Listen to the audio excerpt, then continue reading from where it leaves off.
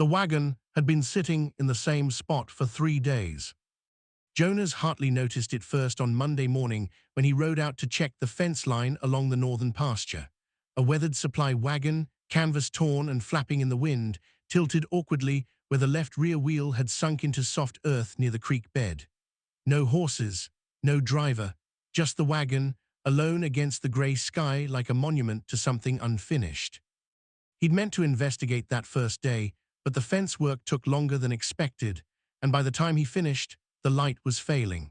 Tuesday brought rain, heavy and cold, the kind that turned the roads to mud and kept sensible men indoors.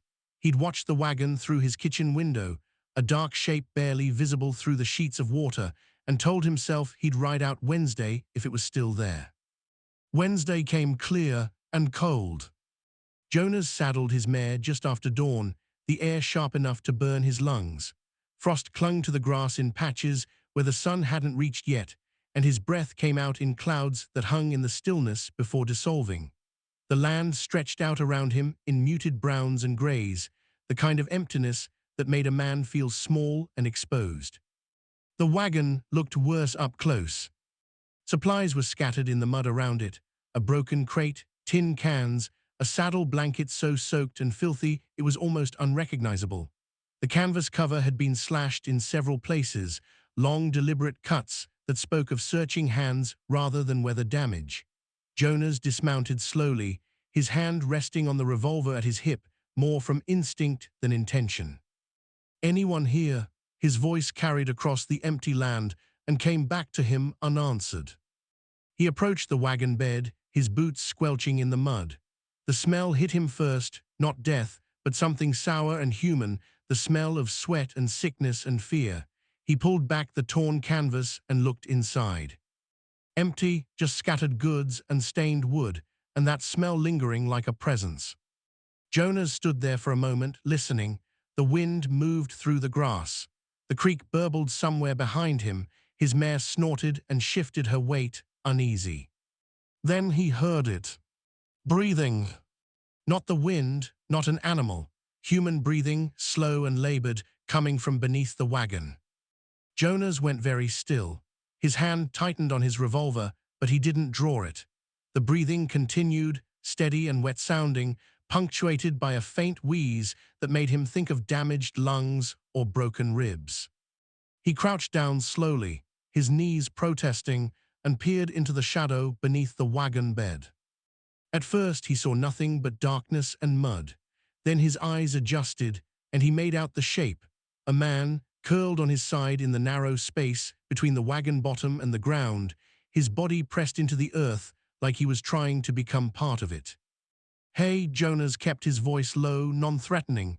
"You hurt?" The breathing hitched, then continued. No response. Jonas moved around to the other side of the wagon where the wheel had sunk deepest, creating a larger gap. He could see more from this angle, a mud-caked coat, dark hair matted with dirt and blood, hands drawn up against the chest in a protective curl. "I'm not here to hurt you," Jonas said, "but you can't stay under there, you'll freeze tonight." Still nothing, but the breathing changed rhythm, became shallower, faster, fear breathing. Jonas sat back on his heels, considering. He could leave, ride back to the ranch, pretend he'd never seen anything. Whatever trouble this man was running from wasn't his trouble, but even as he thought it, he knew he couldn't. That was the thing about living alone for too long. You started to value human life in ways that defied common sense.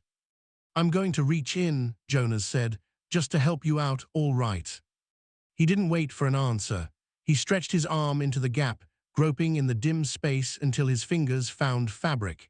He gripped it and pulled, gently at first, then harder when he felt resistance. The man slid out slowly, his body limp and uncooperative, leaving a trail in the mud. Jonas dragged him clear of the wagon and rolled him onto his back. The face was barely recognizable under the layers of dirt and dried blood. A gash above the left eye had bled heavily, creating a dark mask across half the face. The beard was thick and unkempt, weeks of growth at least. The eyes were closed, the breathing ragged. Jonas reached for his canteen, unscrewed the cap, lifted the man's head slightly. and froze. The scar, a thin white line running from the corner of the left eye down to the cheekbone, barely visible under the dirt, but unmistakable once you knew to look for it. A childhood accident involving a broken bottle and a game that got too rough. Jonas had been there when it happened, had helped their mother hold the boy still while the doctor stitched it closed. His hands started to shake, the canteen slip. Ped from his fingers and hit the ground, water glugging out into the mud. Samuel. The name came out as barely more than a whisper. The eyes didn't open, the breathing continued, wet and labored, but Jonas knew. He knew with the kind of certainty that bypasses logic and settles straight into the gut. His brother, his younger brother, missing for 7 years, vanished into the territories with promises of fortune and adventure, leaving behind only silence and eventually the assumption of death. Here, under a broken wagon in the middle of nowhere, breathing like every breath might be his last. Jonas's mind raced, trying to piece together how, trying to understand why, but those questions fell away in the face of the immediate reality. Samuel was alive, Samuel was here, and Samuel was dying. He grabbed his brother under the arms and began dragging him toward his horse. The ride back to the ranch took 30 minutes that felt like hours. Samuel's body hung awkwardly across the saddle in front of Jonas, head lolling with each step the mare took. Jonas kept one arm locked around his brother's chest, holding him in place, feeling the shallow rise and fall of breathing that seemed to grow weaker with each passing minute. His mind churned with questions that had no answers, with memories that felt like they belonged to a different life. 7 years, 7 years of silence, 7 years of wondering, of searching, of eventually learning to stop searching. Their mother had died still hoping for word. Their father had turned bitter and hard before the bottle finally killed him, and Jonas had been left alone on the ranch, tending land and cattle while carrying the ghost of a brother who'd chosen to vanish. Now the ghost had flesh and blood and broken bones. The ranch house came into view, small and weathered against the endless sky. Jonas guided the mare to the porch, dismounted carefully, and pulled Samuel down with him. The dead weight of an unconscious man was harder to manage than he remembered. He got his brother over his shoulder in an awkward fireman's carry and kicked the door open. Inside, he laid Samuel on the kitchen table, shoving aside the plate from his breakfast and the oil lamp that had burned low. In the better light, his brother looked worse. The gash on his head was infected, red and swollen around the edges. His left hand was wrapped in filthy cloth that might have once been white, and when Jonas carefully peeled it away, he found 2 fingers bent at unnatural angles. But it was the rest that worried him more. The shallow breathing, the grey pallor beneath the dirt, the way Samuel's body felt cold even through his clothes. Jonas worked quickly. He built up the fire in the stove until the kitchen was warm enough to make him sweat. He heated water and filled the basin, gathered clean cloths and the medical supplies he kept in the cupboard, whiskey for cleaning wounds, needle and thread for stitching, laudanum for pain that would come later. He stripped Samuel out of his ruined clothes, cutting away fabric that was too stiff with dried blood and mud to remove normally. His brother's body was a map of violence. Bruises in various stages of healing covered his ribs and back. A bullet graze along his left shoulder had scabbed over, but looked angry and hot to the touch. His feet were blistered and torn, the boots he'd been wearing barely held together with wire and hope. Jonas cleaned him methodically, washing away layers of dirt and blood until his brother's face emerged, thinner than Jonas remembered, but unmistakably Samuel. The scar near his eye stood out pale against his skin. Jonas stared at it for a long moment, remembering the boy who'd gotten it, the teenager who'd left, the man who'd come back broken. He was stitching the head wound, closed, when Samuel's eyes finally opened. They were unfocused at first, moving without seeing, pupils dilated and strange. Then they found Jonas's face and went wide with something that looked like terror. "No," Samuel tried to sit up, his body jerking weakly. "No, I won't." "Samuel, Sam, it's me." Jonas put a hand on his brother's shoulder, firm but gentle. "It's Jonas, you're safe." Samuel stared at him, breathing hard, his eyes moving over Jonas's face like he was trying to solve a puzzle. Jonas. Yeah. Samuel's voice was a ruined thing, rough and broken. You're dead. They said you were dead. I'm not dead. You're at the ranch. You're home. Something moved across Samuel's face. Confusion, pain, something that might have been hope or might have been despair. His eyes closed again, and his body went slack. Jonas finished the stitching in silence. By evening, Samuel was in the bed in the spare room, cleaned and bandaged, and still unconscious.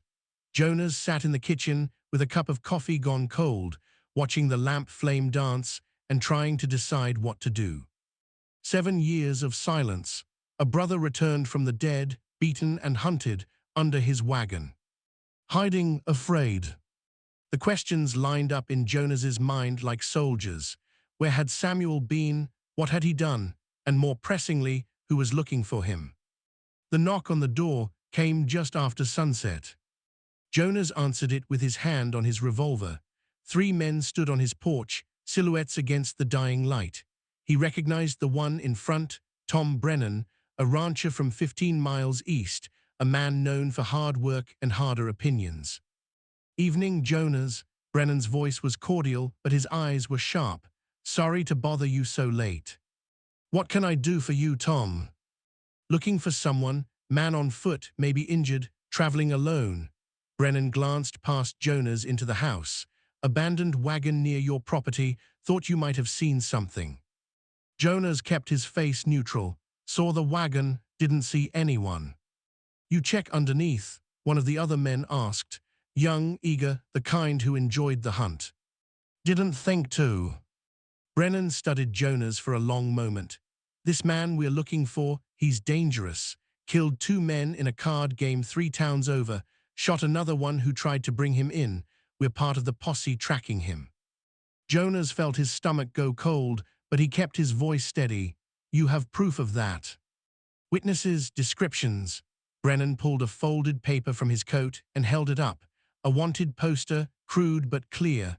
The face drawn there was younger than the man in Jonas's spare room, but it was close enough. Samuel Hartley, $500 reward, dead or alive. You see him, Brennan said. You let us know. Could be dangerous keeping something like that to yourself. Jonas met his eyes. I'll keep that in mind. After they left, Jonas stood in the dark kitchen for a long time, listening to the sound of his brother breathing in the next room.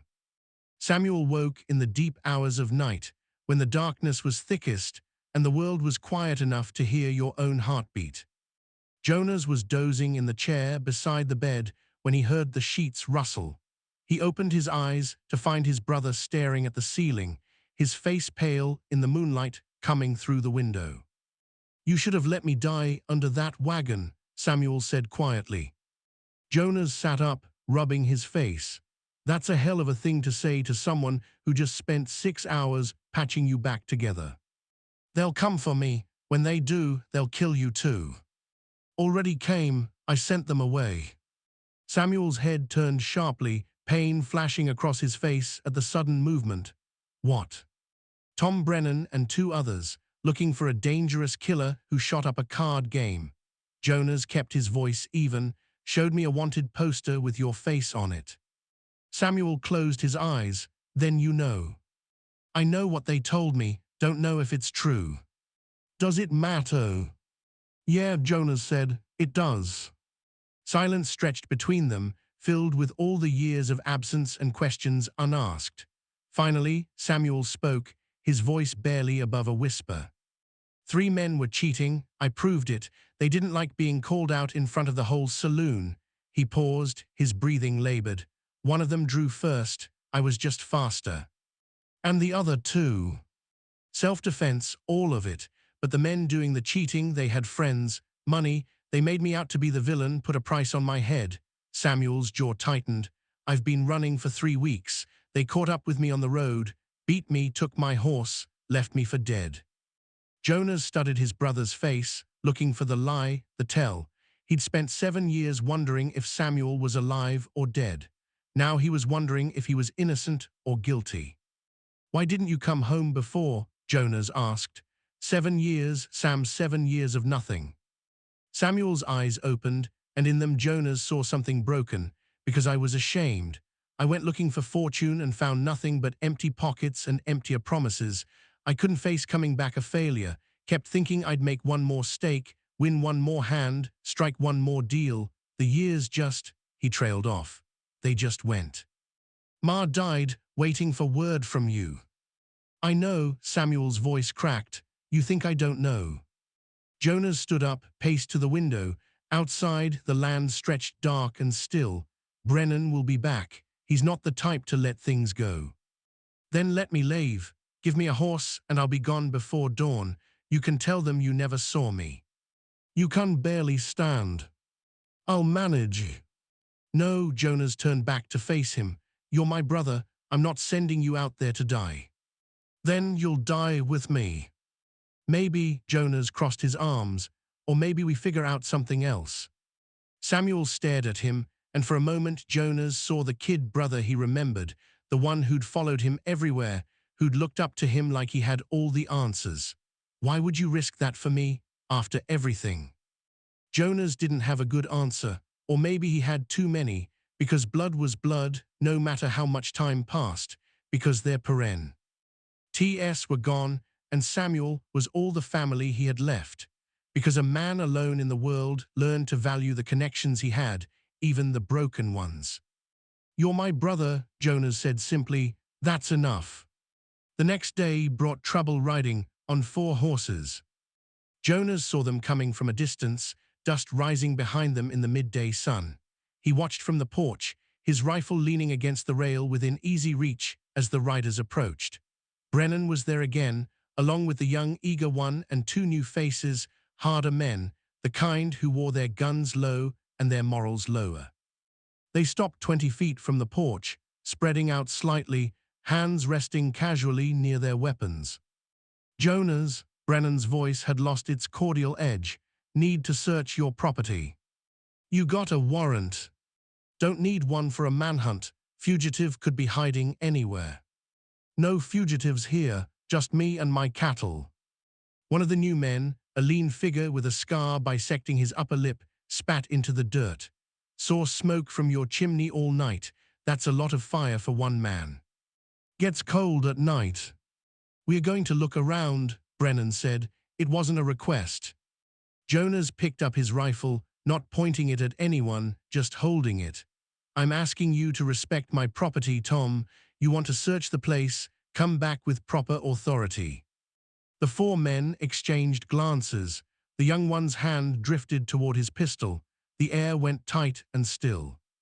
You protecting someone, Jonas? Brennan asked quietly. Because that makes you an accomplice. That makes you guilty same as him. I'm protecting my land from trespassers. Your brother's wanted for murder, the scarred man said. We know he's here. Wagon had his name scratched on the underside. Saw it yesterday after you sent us away. Jonas kept his face blank, but his mind was racing. Samuel's name on the wagon, they knew. The only question now was what they'd do about it. Step aside, Hartley, Brennan said, or we'll go through you. Jonas raised the rifle slightly, still not aiming, just present. I don't want trouble, Tom. Then don't make it. For a long moment, no one moved. The wind shifted, carrying dust across the yard. A hawk cried somewhere overhead. Jonas could feel his heartbeat in his throat, could sense the balance of the moment teetering on a knife's edge. Then a voice came from behind him, weak but clear. I'm here. Jonas turned to see Samuel standing in the doorway, one hand braced against the frame to hold himself upright. He was dressed in Jonas's spare clothes, his face pale but cleaned of blood, his bandaged hand hanging at his side. I'm Samuel Hartley, he said, his eyes on the men, and I'm turning myself in.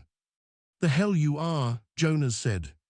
Samuel stepped past him onto the porch, moving carefully, each step deliberate. It's over, Jonas. I won't let you die for me. Brennan dismounted, his hand on his pistol. Smart choice, Hartley, you're coming with us. Wait, Jonas moved between his brother and the men. He's injured. He needs a doctor. He'll get one in town. after he's in a cell. He won't make it to town. Jonas's voice was hard. Look at him, he can barely stand. The scarred man laughed, a sound without humor. That's his problem. Samuel touched Jonas's shoulder. It's all right. It's not all right. Jonas turned to face him. You know what'll happen, you'll never make it to a trial. Maybe that's what I deserve. Shut up. Jonas grabbed his brother's shirt, pulled him close. You don't get to give up, not after everything. Samuel met his eyes, and Jonas saw exhaustion there, and pain, and something that looked like relief. I'm tired, Jonas. I'm tired of running. I'm tired of being afraid. Maybe it's time to just stop. Not like this. Brennan stepped forward. This is touching and all, but we're leaving now. Jonas released Samuel, turned back to face the men. His mind was working fast, sorting through options that all seemed to end the same way, with violence or loss or both. Give me 2 days. What? 2 days to get him strong enough to travel, then I'll bring him in myself. You have my word. Brennan laughed. Your word? Why the hell would I trust that? Because you've known me for 8 years, Tom. You know I don't lie. Jonas held his ground. 2 days. He gets medical care, decent food, a chance to recover enough that he won't die on the road. Then I personally deliver him to the sheriff in town. You can ride alongside if you want. The men conferred in low voices. Jonas waited, his brother swaying slightly beside him, the sun beating down on them both. Finally, Brennan spoke. 24 hours, 1 day, then we're coming back with or without your cooperation. He swung back into his saddle, and if he runs, Jonas, we'll hold you responsible. That clear? Clear. They rode away, dust trailing behind them like a veil. Jonas and Samuel stood on the porch until they were out of sight, then Samuel's knees buck. Cled, Jonas caught him before he hit the ground. That was stupid, Jonas said, half carrying his brother back inside. Probably. Definitely. He got Samuel back into bed, checked his bandages. The head wound was bleeding again, stress and movement tearing at the stitches. Jonas cleaned it, rewrapped it, forced his brother to drink water and eat the broth he'd been keeping warm on the stove. Samuel managed 3 spoonfuls before pushing it away. I can't. You have to. Why, what's the point? Samuel's eyes were dark. They're going to hang me, Jonas. You know that. Brennan and his friends, they don't care about the truth. They just want justice or what looks like it. Jonas set the bowl aside, sat on the edge of the bed. For a long moment, he didn't speak. Then, tell me about these 7 years. Samuel looked away. Why? Because I need to understand. I need to know who you became. Silence stretched between them, filled with the ticking of the clock on the mantel and the crackle of fire in the next room. Finally, Samuel began to speak.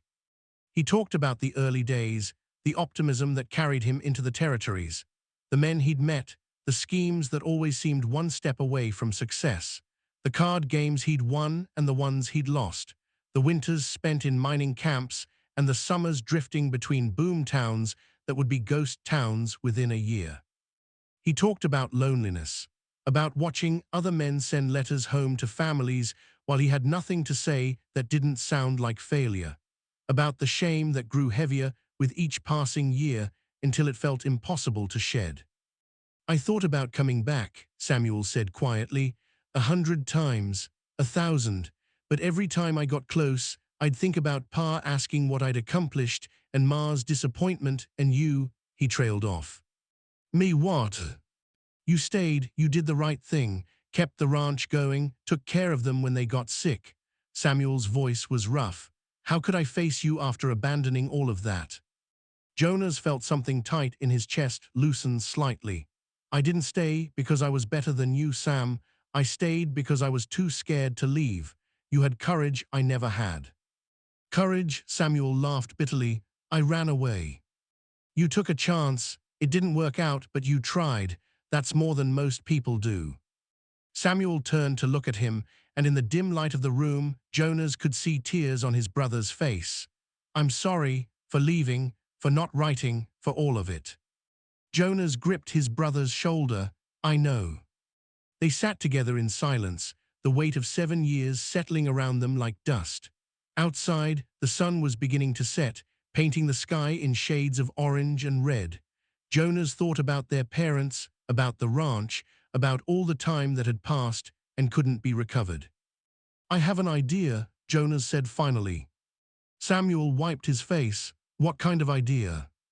"The kind that might get us both killed, or might save your life." Jonas stood up, paced to the window. "Those men in that card game, the ones who cheated, they have to be from somewhere nearby. Someone has to know the truth about what happened. Even if they do, who's going to believe them over men with money and influence?" "Maybe no one, but it's worth trying." Jonas turned back to face him. "I'm not letting them hang you without a fight, Sam. You're my brother. That means something." Samuel stared at him, something shifting in his expression, hope, maybe, or the faint beginning of it. "You really believe we can prove my innocence?" "I don't know, but I'm going to try." Outside, the night settled in, cold and vast. Inside, two brothers sat together in the warm light, planning their next move, bound by blood and history and the fragile possibility of redemption. Jonas rode out before dawn, leaving Samuel hidden in the cellar beneath the kitchen, with enough water and food to last a day. "If I'm not back by sunset," Jonas had said, "take the horse and ride north. Don't stop until you hit the mountains." "Jonas, don't argue, just promise me." Samuel had promised, though they both knew it was a lie. He was too weak to ride far, and they both knew it. The town of Red Bluff was 30 miles southwest, a hard day's ride there and back. Jonas pushed his mare steadily, the landscape unrolling around him in endless variations of brown and gray. He had a name, Charlie Grimm, one of the men who'd supposedly witnessed Samuel shooting first. And he had a hunch, the kind that came from years of reading people and situations. He found Grimm in a boarding house on the edge of town, drunk at 10 in the morning and willing to talk for the price of another bottle. "Yeah, I saw it," Grimm said, his words slurring. "Saw the whole thing. Your brother, he came into that game already looking for trouble, started accusing good men of cheating with no proof. When they defended themselves, he drew first." "That's the story you told the law." "That's what happened. Panda." Jonas leaned back in his chair, studying the man's face.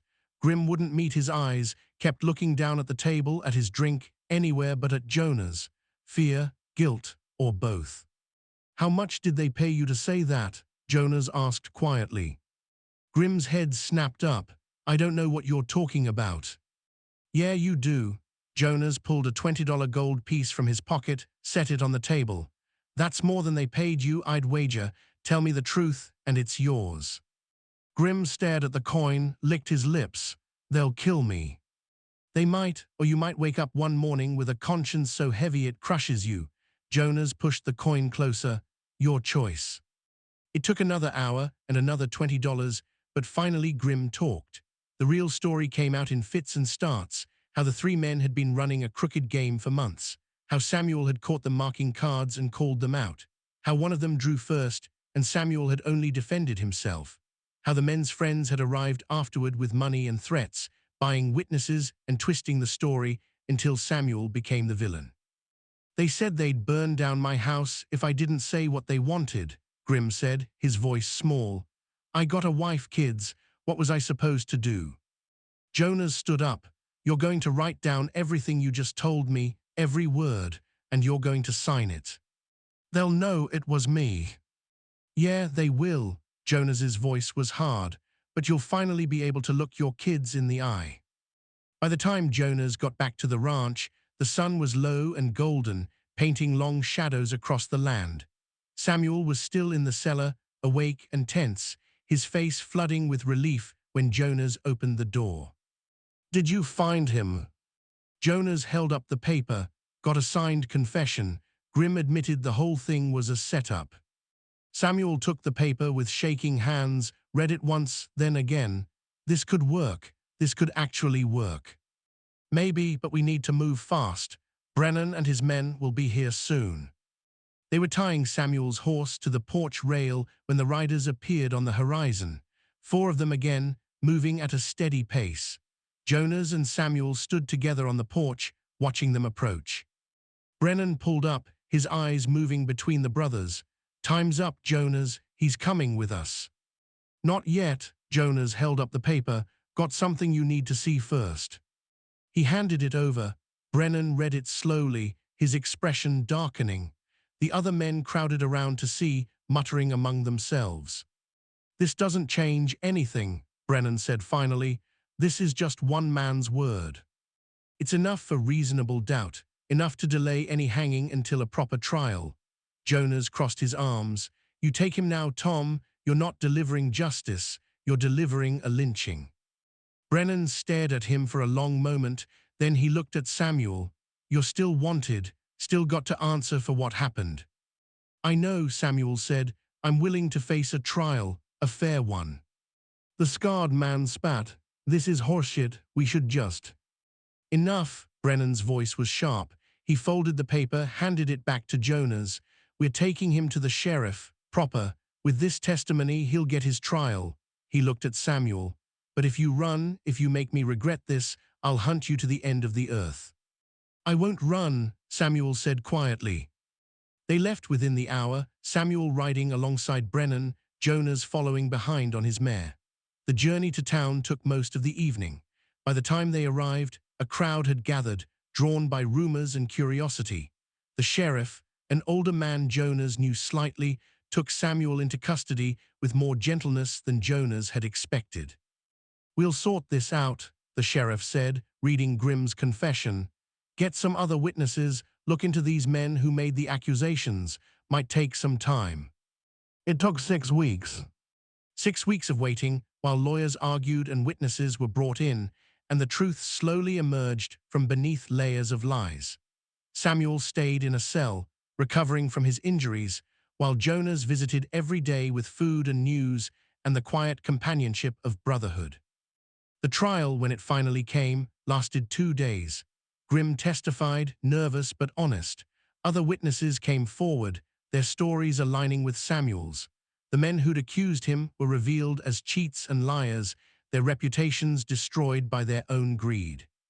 The jury took 4 hours to reach a verdict. "Not guilty."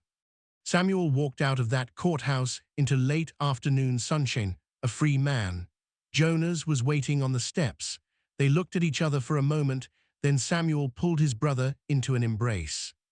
"Thank you," Samuel said, his voice breaking, "for believing in me, for fighting for me." "You're my brother," Jonas said simply. "That's what we do." They rode back to the ranch together as the sun set behind them, painting the sky in shades of gold and red. The land stretched out around them, vast and empty and full of possibility. Epilogue. 3 years later, Jonas stood in the northern pasture, mending the fence line that seemed to need constant attention. The land had been good to them, rain when they needed it, mild winters, strong calves. The ranch was prospering in small, steady ways. Samuel rode up from the south, his horse carrying supplies from town. He'd filled out in the years since the trial, his face healthier, his eyes clearer. He'd taken to ranch work with surprising dedication, like a man grateful for a second chance and determined not to waste it. "Got a letter," Samuel said, dismounting, "from Tom Brennan." Jonas straightened, wiping sweat from his forehead. "Yeah. His son's getting married, wants to invite us to the wedding." Samuel smiled slightly, "says he's sorry for doubting us, that it taught him something about rushing to judgment." Jonas took the letter, scanned it. The handwriting was careful, the words genuine. "You want to go?" "Maybe, if you do." Jonas folded the letter, tucked it into his pocket. "We'll see." They worked together in comfortable silence, the way brothers do when they've learned that presence matters more than words. The sun moved across the sky. The grass bent in the wind. And somewhere beneath it all, deeper than words or time, was the knowledge that family, real family, was worth fighting for. Worth everything. Years later, when people asked Samuel about those days, about the trial and the hunting and the fear, he would say simply, "My brother found me under a wagon when I was dying, and he chose to save me even when it would have been easier to walk away. That's the kind of man he is. And Jonas, if anyone asked him, would say, "He's my brother, that's all that matters." The land held their story the way it held all stories, quietly, permanently, written in dust and wind, and the stubborn persistence of men who chose connection over convenience, mercy over judgment, hope over despair. The wagon eventually rotted where it stood, collapsing into the earth until only a few weathered boards remained. But the brothers stayed, working the land, building something together that was stronger than either of them alone.